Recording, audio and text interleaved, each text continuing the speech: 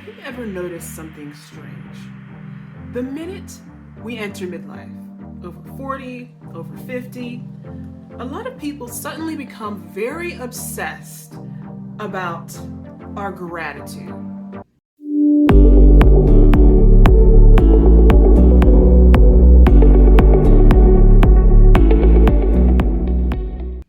Hi, my name is Keisha Dent. I'm a certified hypnotherapist, and today I want to talk about women being in midlife, over 40, and how society often conspires against us to keep us stuck in roles, okay?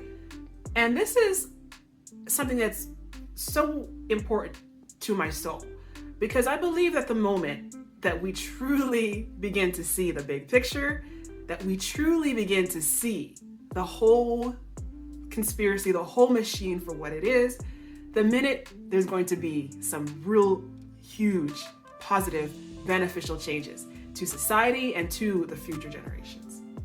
So isn't it interesting that once we as women get to midlife, over 40, right, over 50, we suddenly start to become the focus of everyone wanting us to be grateful, right?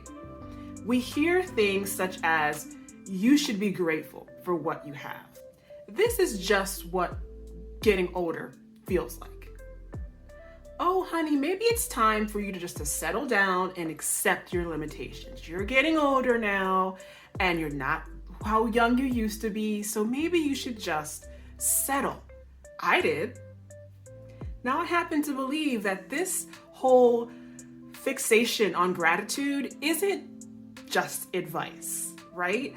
It often comes with this heavy dose of control, and that it's often a tool of societal strategic containment designed to keep us stuck in a role that we've been forced into, often since the very first time we appeared on the planet. When we showed up in a crib, got thrown a pink dress on our bodies, and were forced into certain supportive, subservient roles, right? Now it's interesting. I tend to believe that society has structured an almost perfect system designed to keep women subservient, designed to keep them from claiming their authentic power, right? And it's precisely, especially at a point when it's becoming more intense. Think about it. The minute you arrive on this planet, there's a constant pressure, a relentless campaign to push women into a certain role. We praise girls, right? For being what? Obedient, for being sweet, so pretty, so pleasing, so quiet and so nice and polite. And the thing about this sort of conditioning is it is not really supporting the things that will get us what we want, right? It's all about other focused energy. It's about focusing on the other. And when we're talking about the traditional two-gendered situation of men and women, male and female, and I know that society has more than that, and that it should. This is something that's completely natural. We have different approaches to gender, different approaches to sexuality.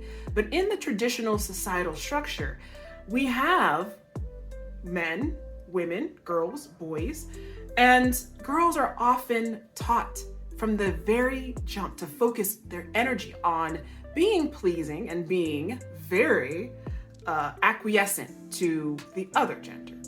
Now, this continues on often for decades. And in midlife, right, when we have this incredible experience that we grow within ourselves, that is life experience, work experience, relationship experience, knowing ourselves, knowing the world more greatly, having all of these tools of power, of confidence, of strength, having been through fire and come out the other end stronger for it. when we reach this period of life where we often have been shrinking ourselves to make other people feel more comfortable for decades, and we're ready to bloom and come out. And this power often wants to express itself. What is the messaging then? It's often about, oh, honey, you are of a certain age. You're getting old now. You are getting long in the tooth. It's time to just wrap it up, retire, support the grandkids, just kind of slow down, take it easy, and this is usually coming when in our lives, right? When we have the most experience, the most to give. Is this any coincidence? We as women, we tend to move from other focused roles in our youth to now other focused roles in midlife and beyond, right? It all is about living for other people, making sure everyone else's needs are met except for ours. And this whole approach about needing to slow down, right? And even things such as, you're going through hormonal changes and all of these feelings has to do with your body getting old.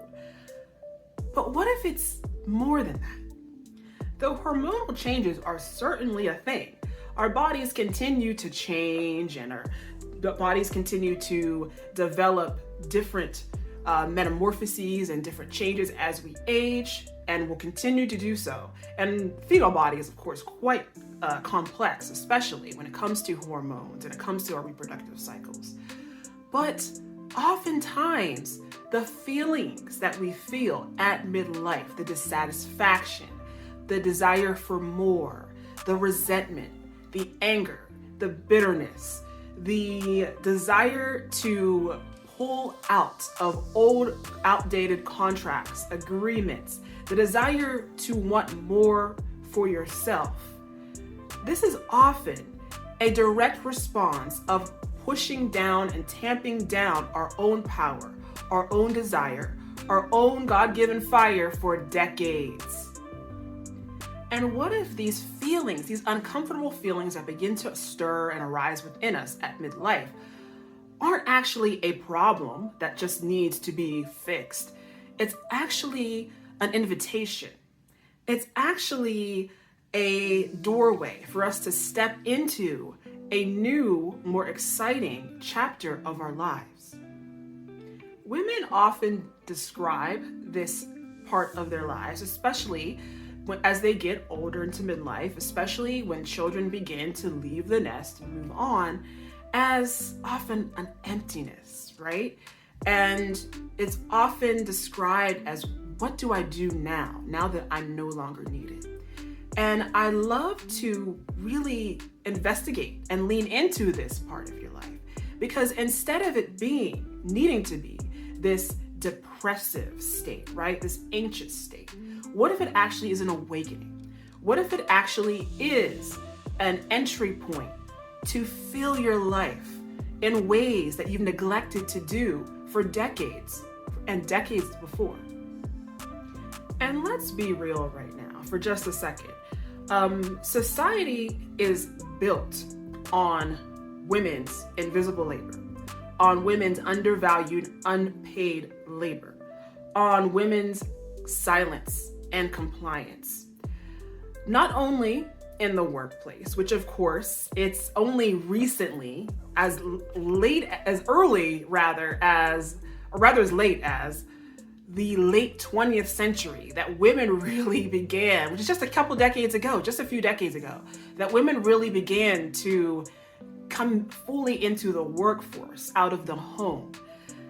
Only previously, there were laws upon laws that prevented women from making decisions for their own bodies, their own safety, and there were laws designed to claw money, property out of female hands.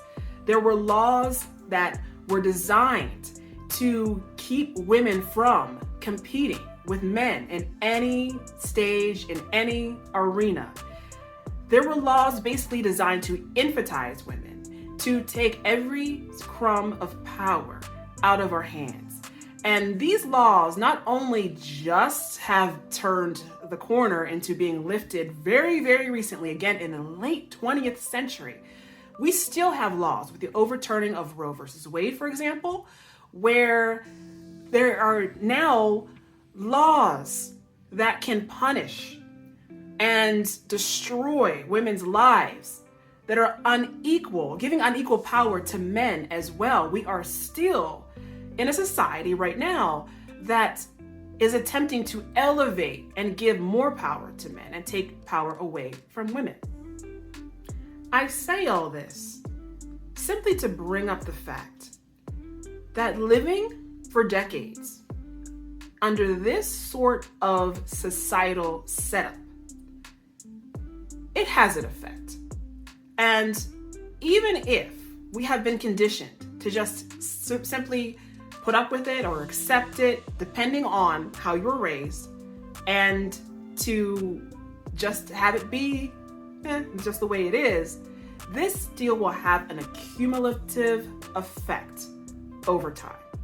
Midlife is often a time when we look back, right? And we look at the decisions we've made, and we looked at the things that we've done in our life and what we have to show for it. And even when we have a beautiful life, beautiful family, good money, there are often times that we've chosen to shrink ourselves. And it's often at midlife that these feelings come to the surface. And this is why oftentimes the commonly prescribed things tend to not work, right? So we have solutions such as medication and even mindfulness. Just be mindful of everything they have. Gratitude. This is why these sorts of things often can be a band-aid on a deeper issue. Society often wants women medicated, not liberated.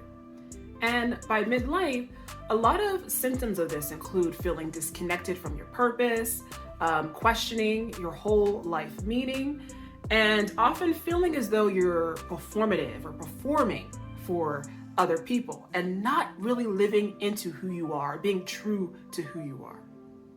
But midlife is an amazing time to make these huge changes, to find clarity about your life purpose, to make decisions that are aligned with who you are, to know that your best contributions are still ahead, that things lie ahead for you that are even better than what lies behind. This is why I've come up with Midlife Metamorphosis, which is a program that I've designed to address a specific turning point in women's lives, the specific doorway and specific time when we can create an amazing new second chapter.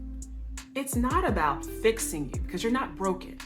It's about peeling away layers of conditioning, layers of shoulds, things that keep going around, creating anxiety, second guessing, and learning to listen and remember and rediscover your natural voice, the voice that you were born with, before all of the other stuff, all of the other debris began to be caked on.